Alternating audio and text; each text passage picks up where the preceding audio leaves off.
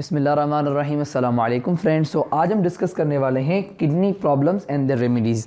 ठीक है, सो किडनी में कौन कौन सी प्रॉब्लम पेश आती हैं और उनकी क्या रेमेडीज़ हैं। फर्स्टली जो किडनी में प्रॉब्लम पेश आती है वो है किडनी स्टोन्स, मींस जो गुर्दे में पथरी होती है वो एक बड़ी प्रॉब्लम है। और जो गुर्दे में किडनी स्टोन बनते हैं उनके 3 इकसाम है। ठीक है, अब 3 इकसाम कौन से हैं वो अकॉर्डिंग टू दी मटीरियल है। अकॉर्डिंग टू मटीरियल 3 इकसाम है। कौन कौन से? एक तो है कैल्शियम ऑक्सलेट और या कैल्शियम फॉस्फेट के किडनी स्टोन्स। वो जो हैं वो बॉडी में 70% मीन 70% केसेस में वो बनते हैं। ठीक है, अब इनमें क्या होता है, देखें क्या होता है कि जब हम ज़्यादा अमाउंट में ऑक्सलेट या कैल्शियम कंडक्ट कर लेते हैं, ठीक है, जब हम कंज्यूम कर लेते हैं ज़्यादा अमाउंट में ऑक्सलेट या कैल्शियम, तब क्या होता है, देखिए तब जो है ऑक्सलेट या कैल्शियम वो एक दूसरे से रिएक्ट करके लो सॉल्युबिलिटी वाले कंपाउंड बना देते हैं। क्या बनाते हैं? लो सॉल्युबिलिटी वाले कंपाउंड बना देते हैं जो कि किडनी में जम जाते हैं, अब कैसे होता है, देखिए ये हमारे पास किडनी है। अब इस किडनी में क्या होता है कि ये जो कैल्शियम फॉस्फेट के छोटे कैल्शियम फॉस्फेट या कैल्शियम ऑक्सलेट के जो कंपाउंड थे वो यहाँ पे जमा होना शुरू हो गए। अब इनके जमा होने की वजह से यहाँ पर जो है ना, वो जो यूरिन है वो स्टक हो गया, वो जा नहीं सकता। इनके छोटे मॉलिक्यूल्स जो हैं वहाँ पे स्टोन बना देते हैं। ठीक है, वो एक यहाँ पर एक स्टोन बना देते हैं। ठीक है, अब ये जो स्टोन बना है ये बना क्यों है? ये उसलिए बना है या तो हमने ज़्यादा कैल्शियम की अमाउंट जो है कंजर्व कर ली है या तो ऑक्सलेट की अमाउंट कंजर्व कर ली है। तब क्या होता है, अब ये हम कैसे कंजर्व करते हैं, देखें अगर हमने सिर्फ अपनी डाइट में मिल्क ही पिया, ज़्यादा से ज़्यादा हमने मिल्क कंजर्व कर लिया, तब भी हमें कैल्शियम ऑक्सलेट या कैल्शियम फॉस्फेट के स्टोन्स हो सकते हैं। या अगर हमने लीफी वेजिटेबल्स, ठीक है, लीफी वेजिटेबल्स, टोमेटोज़ या हमने स्पिनिच मींस पालक ज़्यादा खा ली, तो हमें कैल्शियम ऑक्सलेट या कैल्शियम फॉस्फेट के जो स्टोन्स हैं वो हो सकते हैं। ठीक है स्टूडेंट्स, उसके बाद देखें उसके बाद दूसरी टाइप ऑफ जो स्टोन है वो है इन्फेक्टिव स्टोन्स। इन इन्फेक्टिव स्टोन को हम ये 20% केसेस में जो स्टोन्स है वो 20% केसेस में सामने आते हैं इन्फेक्टिव स्टोन्स। इनका दूसरा नाम है स्ट्रूवाइट। ठीक है, और इनको कहा जाता है स्टेग हॉर्न कैल्कुलाई। इनके 4 नाम है बेसिकली, इन्फेक्टिव स्टोन्स, स्ट्रूवाइट या स्टेग हॉर्न कैल्कुलाई। अब इनको स्टेग हॉर्न कैल्कुलाई क्यों कहा जाता है? जैसे कि मैंने आपको बताया कि किडनी स्टोन को कैल्कुलाई भी कहा जाता है, ये मैंने नहीं बताया, मगर आप समझ लें कि किडनी स्टोन को हम कैल्कुलाई भी कहते हैं। सो इनको स्टेग हॉर्न कैल्कुलाई कहा जाता है। अब स्टेग हॉर्न का मतलब क्या है? देखिए स्टेग मीन्स हिरन, ये हिरन के सींग जैसे होते हैं इनके स्टोन्स जो होते हैं। जब ये किडनी में बनते हैं ये बहुत बड़े स्टोन्स होते हैं। ठीक है स्टूडेंट्स, ये देखिए ये हमारे पास किडनी है। अब इस किडनी में ये जो स्टोन बने हैं ये बहुत ही बड़े स्टोन होते हैं, बिल्कुल वाजे नज़र आते हैं। अभी आपको नज़र भी आ रहे होंगे स्क्रीन पर, ये स्टेग हॉर्न, ये और 12 सींगे की तरह इनकी स्ट्रक्चर होती है। 12 सींगों की तरह इसकी स्ट्रक्चर होती है, इस वजह से इसको स्टेग हॉर्न कैल्कुलाई भी कहा जाता है। और इनको कहा जाता है AMP स्टोन्स। अब इनको AMP स्टोन क्यों कहा जाता है? इस नाम में ही इनके बनने की वजह छुपी है। ठीक है, अब देखिए क्या होता है कि इनकी रीज़न जो है बिल्कुल सिंपल है। क्या होता है कि किडनी में कुछ ऐसे बैक्टीरिया आ जाते हैं, वो किडनी का जो इन्वायरमेंट है उसको अल्कली या बेसिक बना देते हैं। क्या बना देते हैं? अल्कली या बेसिक इन्वायरमेंट बना देते हैं। अब इस अल्कली या बेसिक इन्वायरमेंट की वजह से क्या होता है, अमोनियम फॉस्फेट, मैग्नीशियम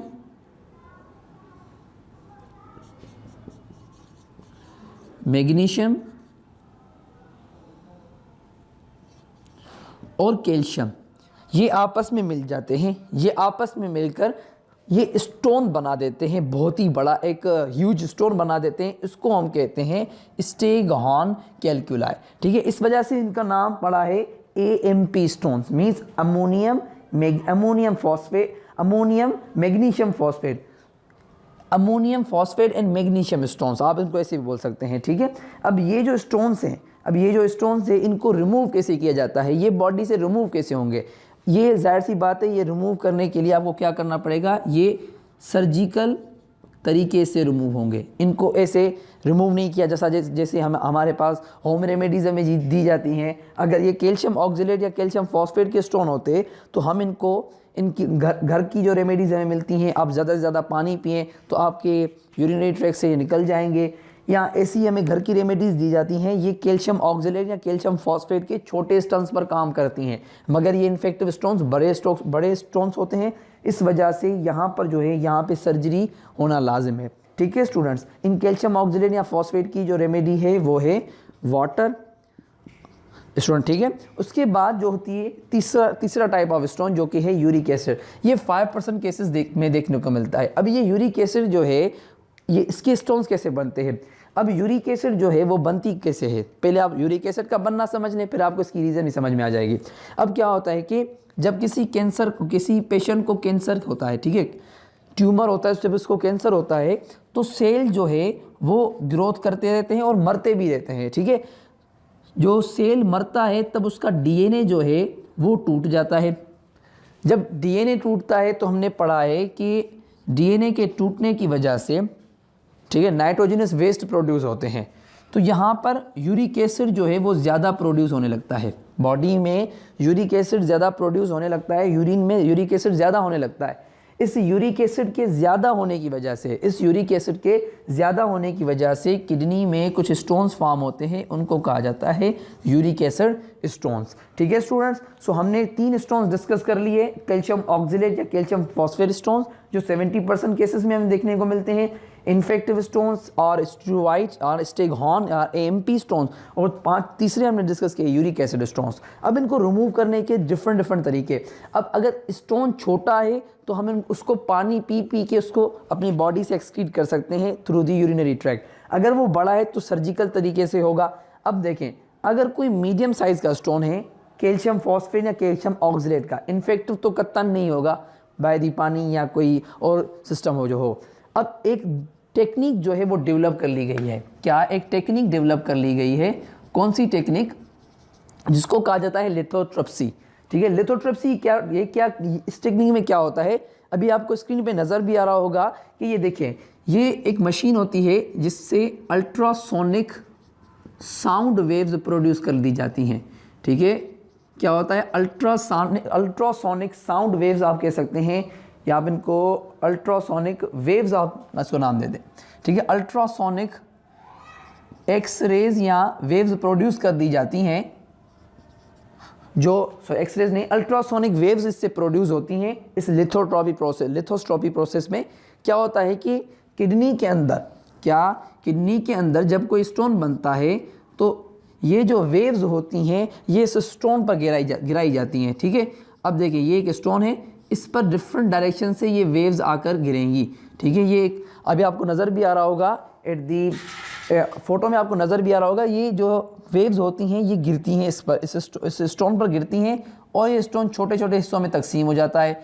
फिर अगर आप पानी के एक्सेस अमाउंट को पिएंगे तो ये जो है यूरिन में आराम से निकल आएंगे, ठीक है। ये जो छोटे छोटे स्टोन्स हैं ये यूरिन के ज़रिए निकल आएंगे। अगर ये, अब क्या होता है कि कुछ केसेस में ये इतनी काम की नहीं होती। देखिए, अब ये जो स्टोन है वो तो किडनी के ऊपर था, इस वजह से ये जो छोटे छोटे टुकड़े थे वो बाहर निकल आए।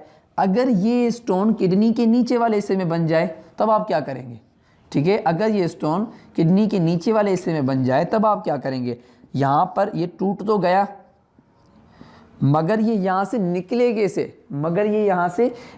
कैसे, इस वजह से ये कुछ केसेस में फ़ायदेमंद नहीं भी होती। तो इस वजह से कई एक बार सर्जरी परफॉर्म करनी पड़ती है। और ये है कुछ remedies about the kidney stones, और उनकी ये है कुछ remedies about the kidney stones, ठीक है। या तो आप उसमें पानी ज़्यादा पी लें, या तो आप लिथोट्रिप्सी कर लें, या सर्जरी करवा लें, ठीक है स्टूडेंट्स। उसके बाद अब हम डिस्कस करेंगे दूसरी किडनी प्रॉब्लम जो कि कॉमन भी है, कॉमन नहीं भी है, वो है किडनी फेल्यूर की। सो स्टूडेंट्स, अब हम डिस्कस करने वाले हैं किडनी प्रॉब्लम नंबर सेकेंड, ठीक है। अब किडनी की एक और प्रॉब्लम भी हमें पेश आती है, वो है रीनल फेलियर, मीन्स किडनी का फेल हो जाना। अब किडनी का फेल हो जाना इसका मतलब ये नहीं टोटली किडनी जो है वो ख़त्म हो जाए, नहीं, कुछ वक्त में वो क्या करती है, अपनी एबिलिटी लॉस करने लगती है, किडनी अपने वर्किंग की एबिलिटी लॉस करने लगती है। और क्या होता है, एक ऐसा वक्त भी आता है, एक ऐसा वक्त भी है जब किडनी पूरा काम करना छोड़ देती है, तब उसको कहा जाता है रीनल फेलियर। अब ऐसा भी होता है कि अब किडनी 70% काम कर रही है या बोलते 50% भी काम कर रही है, तब भी इसको फेलियर ही कहा जाता है, क्योंकि वो प्रॉपर काम जो है परफॉर्म नहीं कर रही, ठीक है स्टूडेंट। अब रीनल फेलियर जो है वो मेयर कैसे किया जाता है, उसका पता कैसे चलता है। पहली बात तो ये रिडक्शन है एबिलिटी ऑफ किडनी में, ठीक है। रीनल फेलियर होता क्या है, और इसको मेयर कर दिया जाता है बाय दी GFR। कैसे मेयर कर दिया जाता है इसको, GFR के ज़रिए। अब GFR क्या है, ग्लोमेरुलर फिल्ट्रेशन रेट। अब कितनी स्पीड से, कितनी स्पीड से जो है फिल्ट्रेट गुज़र रहा है ग्लोमेरुलस से, इसके ज़रिए हम मालूम कर सकते हैं कि किडनी प्रॉपर फंक्शनिंग कर रही है नहीं, ठीक है। ये देखिए, ये क्या था, ये था हमारे पास बोमेन्स कैप्सूल। अगर आपको याद हो स्ट्रक्चर, ये देख लें, ये हमारे पास था बोमेन्स कैप्सूल। अगर ये हमारे पास है ग्लोमेरुलस, ये कैपिलरीज का नेटवर्क। अगर यहाँ पर एक लिमिटेड प्रेशर है, अगर हमारे पास एक लिमिटेड प्रेशर है, सो इस प्रेशर की वजह से यहाँ पर जो स्पीड से, जिस स्पीड से फिल्ट्रेट जहाँ से गुजर रहा है, अगर वो स्पीड नॉर्मल है, जो हमें नॉर्मल स्पीड पता है, अगर ये स्पीड नॉर्मल है, इसका मतलब आपकी किडनी सही सलामत है। अगर ये स्लो वर्क कर रही है, अगर ये GFR जो है वो स्लो है, इसका मतलब ये है कि आपकी जो किडनी है वो फेलियर की तरफ जा रही है, ठीक है। सो स्टूडेंट्स, ये एक तरीका है किडनी की जो है लाइफ टाइम को मालूम करने का, कि किडनी जो है वर्किंग कैसे कर रही है, वर्किंग सही कर रही है या नहीं कर रही है। सो स्टूडेंट, इसके सिम्टम्स क्या होते हैं, इसके सिम्टम्स होते हैं नाजिया, वॉमिटिंग, उल्टी आना, लॉस ऑफ एपेटाइट, वीकनेस, कमज़ोरी, ब्रेथलेसनेस, सांस में घुटन होना। इस रीनल फेलियर की वजह से क्या क्या होता है, अब कई एक ऐसी कंडीशंस भी आ जाती हैं जिसमें आदमी कोमा में चला जाता है या इंसान मर भी जाता है इन किडनी फेलियर की वजह से, ठीक है स्टूडेंट। या नमूनिया हो जाती है, उस इंसान को फेफड़ों में पानी आ जाता है, जैसे कोरोना वायरस में होता है। अब ऐसे और बात यह कि इस वजह से ब्लीडिंग भी होती है स्टमक में। क्या होता है कि यूरिया जो है वो ज़्यादा आ जाता है ब्लड में, यूरिया के ज़्यादा आने से स्टमक में ब्लीडिंग भी हो सकती है, और जो फेफड़े होते हैं उनमें तकलीफ भी हो सकती है सांस लेने में, ठीक है। और उसके बाद हाई ब्लड प्रेशर भी हो जाता है। जाहिर सी बात है, यूरिया एक सॉल्यूट है और सॉल्यूट की तादाद ब्लड में बढ़ रही है, इसका मतलब ये है कि हाई ब्लड प्रेशर भी होता है इन दी किडनी फेलियर, ठीक है स्टूडेंट्स। अब ये हो गए सिम्टम्स, हमें पता चलेगी इसकी किडनी फेल है या नहीं। और उसके बाद क्या होते हैं, उसके बाद भी है ज़्यादा इनके, इससे ज़्यादा भी इनके सिम्टम्स भी होते हैं, ठीक है स्टूडेंट्स। अब क्या होता है कि इसके काज क्या हैं, ये होता क्यों है। एक तो हाई ब्लड प्रेशर की वजह से, HBP means high blood pressure, और डायबिटीज़ की वजह से। जो शुगर के पेशेंट होते हैं अक्सर उनके साथ ये होता है, उनकी किडनी फेल हो जाती है। क्यों? क्योंकि जो उनकी किडनी है उनकी किडनी में से मैंने आपको कहा था कि अगर जब मैंने उस छोटे से चार्ट को जब हमने डिस्कस किया था, मैंने कहा कि उनके जो नेफ्रॉन होते हैं उनसे ग्लूकोज के मालिक्यूल निकल कर आ जाते हैं यूरिन में। मीन्स अब क्या हो रहा है, उस ग्लूकोज का जो मालिक्यूल है ना, वो आर्टरीज़ को डैमेज करता है। वो क्या करता है, वो नेफ्रॉन की आर्टरीज़ या वेंस को करता है डैमेज। उसके डैमेज की वजह से क्या होता है, किडनी जो है वो फेलियर की तरफ चली जाती है, ठीक है स्टूडेंट्स। डायबिटीज़ भी इसकी मेन काज है। उसके बाद एक्सेस मेडिसिन को खा लेना, एक्सेस मेडिसिन कंज्यूम कर लेना, ये भी जो है किडनी फेलियर की तरफ हमें ले जाती है। सो स्टूडेंट, इसके बाद हम डिस्कस करेंगे कि इसकी रेमेडी क्या है, इससे बचा कैसे जाए, ठीक है स्टूडेंट्स। इसकी 2 रेमेडीज़ हैं, एक तो हम डायलिसिस करवा सकते हैं, दूसरा कि किडनी ट्रांसप्लांट करवाना, ठीक है स्टूडेंट्स। सो अब हम इन दोनों को डिटेल में डिस्कस करेंगे। सो स्टूडेंट, अब हम डिस्कस करने वाले हैं जो रेमेडी है about the kidney failure. Renal failure के लिए जो रेमेडीज़ हैं, 2 रेमेडीज़ हैं, एक किडनी ट्रांसप्लांट, दूसरी डायलिसिस। अब पहले हम डिस्कस करेंगे डायलिसिस को, उसके बाद हम डिस्कस करेंगे किडनी ट्रांसप्लांट। सो डायलिसिस क्या होती है? डायलिसिस एक आर्टिफिशियल वे है ब्लड को फिल्टर करने का for the renal failure persons, जो जिनकी किडनी फेल है उनके ब्लड को साफ़ करने का तरीका है डायलिसिस। अब डायलिसिस के 2 तरीके, एक कहलाती है हीमोडायलिसिस, दूसरी कहलाती है पेरिटोनियल डायलिसिस। देखिए अब हीमोडायलिसिस में क्या होता है, हीमोडायलिसिस में क्या होता है कि एक किडनी मशीन इस्तेमाल होती है जिसको बोला जाता है डायलाइज़र।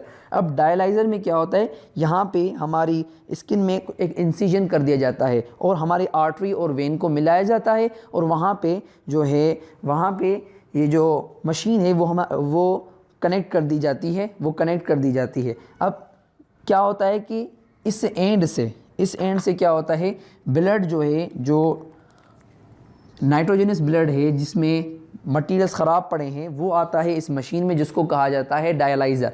अब डायलाइज़र क्या करता है, वो इस ब्लड को साफ़ करके इस दूसरी ओपनिंग के ज़रिए बॉडी में वापस डाल देता है, क्योंकि एक नस हमारे पास यहाँ पे होती है आर्टरी, दूसरी होती है वेन।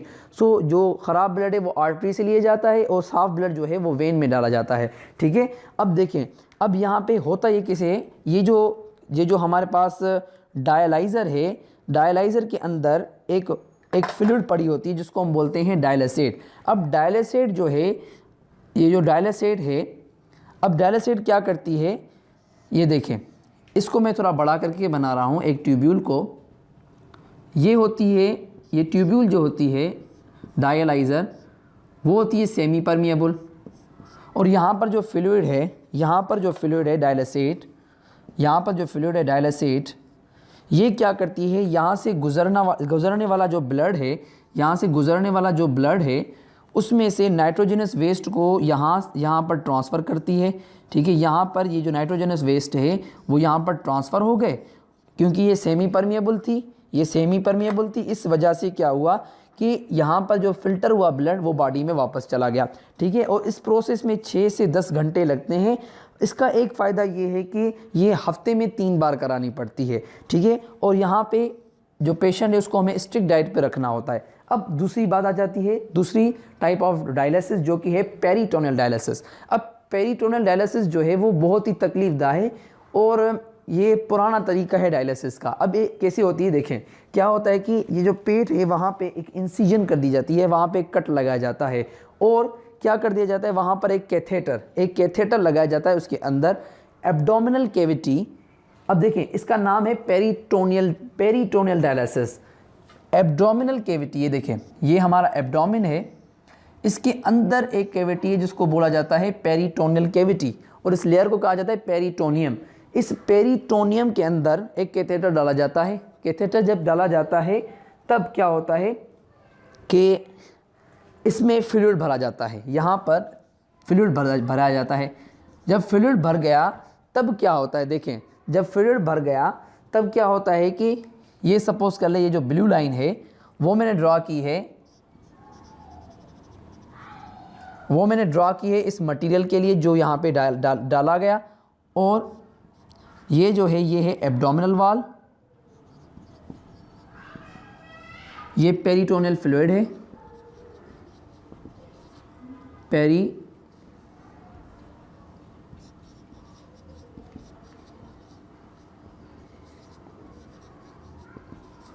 ठीक है। अब बीच में ब्लड कैपिलरीज हैं।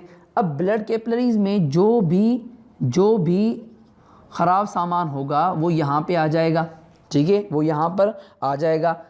अब क्या होगा, यहाँ पे जो वेस्ट मटेरियल था वो पेरिटोनियल फ्लूइड में आ गया। अब क्या होगा, इस पेरिटोनियल फ्लूइड को निकाला जाएगा इस पेरिटोनियल फ्लूइड को निकाला जाएगा, और जो हमारा बॉडी है वो वेस्ट मटेरियल से वो उससे वेस्ट मटेरियल निकल जाएंगे। मगर इनसे एक नुकसान भी है, इन डायलिसिस से और इन डायलिसिस के प्रोसेस से एक नुकसान ये है कि यहाँ पे जो काम के प्रोडक्ट्स हैं वो भी निकल जाते हैं, उस वजह से इन पेशेंट्स को स्ट्रिक्ट डाइट पर रखा जाता है कि इनके ब्लड में कैल्शियम की लेवल कम ना हो जाए, इनके ब्लड में ये कम ना हो जाए, वो कम ना हो जाए, इस चीज़ का खास ख्याल रखा जाता है। ठीक है स्टूडेंट्स, अब देखिए क्या होता है, ये जो प्रोसेस है ये 1 आवर में हो जाता है। ठीक है, ये तो 6 to 10 आवर लेता है, ये सिर्फ 1 आवर में हो जाता है। पर इसमें तकलीफ ये है कि ये आपको दिन में कई एक बार परफॉर्म करना पड़ेगा। ठीक है स्टूडेंट्स, उसके बाद जो दूसरी रेमेडी आती है, जो दूसरा इसका प्रॉब्लम का सॉल्यूशन आता है वो है किडनी ट्रांसप्लांट। अगर किसी की किडनी ख़त्म हो चुकी है, किसी की किडनी एक्सपायर हो चुकी है, तब क्या होता है कि 80% लोग क्या करते हैं कि एक किडनी डोनेट कर देते हैं, दूसरे आदमी को एक किडनी डोनेट कर देते हैं, क्योंकि इंसान एक किडनी पर भी ज़िंदा रह सकता है, कि दूसरे को डोनेट कर देते हैं। इस किडनी ट्रांसप्लांट में डोनर का होना लाजिम है, क्योंकि किसी को तो किडनी अपनी देनी पड़ेगी, हेल्दी किडनी देनी पड़ेगी। ठीक है, और उसके बाद डोनर के बाद किडनी का मैच होना भी लाजिम है। अगर किडनी मैच नहीं हो रही तो फिर डोनर भी किसी काम का नहीं है। ठीक है, ये 80% तो सक्सेसफुल है, मगर 20% फेलियर भी है। ठीक है स्टूडेंट, पर एक बात, ये किडनी ट्रांसप्लांट होता है यंग इंसान में। अगर इंसान यंग नहीं, ओल्ड में अगर आप ट्रांसफ़र कर लेते हैं तो इससे नुकसान ये हो जाता है, उसने अपनी ज़िंदगी तो पूरी कर ली, फिर ये जो किडनी है वो वेस्ट हो जाती है। ठीक है, क्योंकि कई एक बार ओल्ड जो आदमी होते हैं, ओल्ड जो ह्यूमन है, उनसे वो किडनी मैच नहीं होती। ठीक है स्टूडेंट्स, अब ये जो है ये सर्जिकल प्रोसेस है। अब क्या होता है कि अब आप थोड़ा गौर कर लें। सो स्टूडेंट, मैं ऊपर पिक्चर दे रहा हूँ जिसमें आप देख सकते हैं कि टोटली एक किडनी को रिमूव नहीं किया जाता, ये जो तीसरी किडनी होती है जो अभी डोनर ने दी है, वो किडनी जो है वो ऐसे अगल बगल में लगाई जाती है, किसी भी साइड पे लगाई जाती है। अगर वो दूसरी किडनी नुकसान नहीं पहुंचा रही, अगर नुकसान पहुंचा रही है जो फेल हो चुकी किडनी, अगर वो फेल हो चुकी है किडनी, तो उसको अगर नुकसान पहुंचा रही तो आप उसको निकाल सकते हैं, वरना उसको निकाला नहीं जाता, वो रखी वहीं जगह पे, उसी जगह पे होती है, सिर्फ उसके किसी भी साइड पे जो हमारी तीसरी डोनर किडनी है उसको लगाया जाता है। सो स्टूडेंट, यहाँ पे हमारा एक्सक्रीशन का सेशन जो है वो ख़त्म हुआ और आगे हम डिस्कस करेंगे थर्मो रेगुलेशन।